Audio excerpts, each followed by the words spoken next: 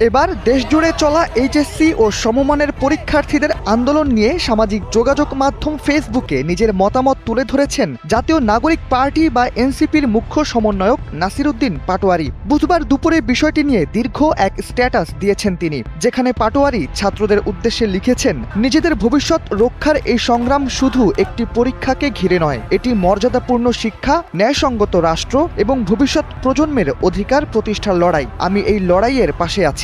এই ছাত্র সমাজ আল্লাহ ছাড়া কাউকে পরোয়া করে না।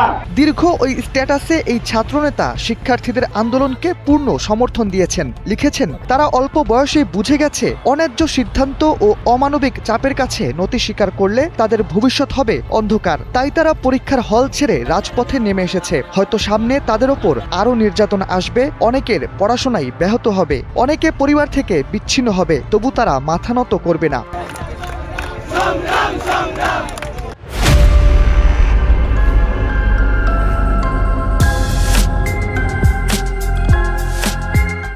দেশের শিক্ষা ব্যবস্থা নিয়েও স্ট্যাটাসে সমালোচনা করেছেন এনসিপির এই মুখ্য সমন্বয়ক। লিখেছেন, একটি স্বাধীন দেশের শিক্ষা ব্যবস্থা কি হবে সেই বিষয়ে আমরা আজও সুস্পষ্ট কোনো সিদ্ধান্তে আসতে পারিনি। যে দেশের রাষ্ট্রের অর্থনীতির ভিত্তি এখনো গার্মেন্টস শিল্প এবং অদক্ষ বিদেশগামী শ্রমশক্তির উপর নির্ভরশীল, সেখানে শিক্ষিত জনগোষ্ঠীর কর্মসংস্থানের পথ তৈরি না করে একের পর এক বিশ্ববিদ্যালয়কে অনুমোদন দেওয়া হচ্ছে। বিশ্ববিদ্যালয়ের অনুমোদন দেওয়াকেই যেন শিক্ষা সংস্কারের উপায় হিসেবে উপস্থাপন করা হচ্ছে।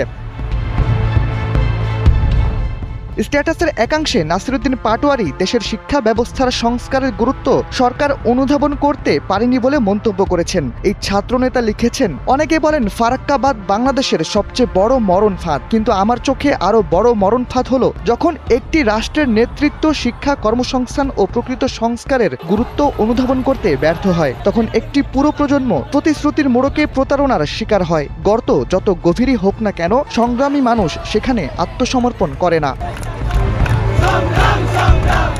শাহরিয়ার আহমেদ, এনপিবি।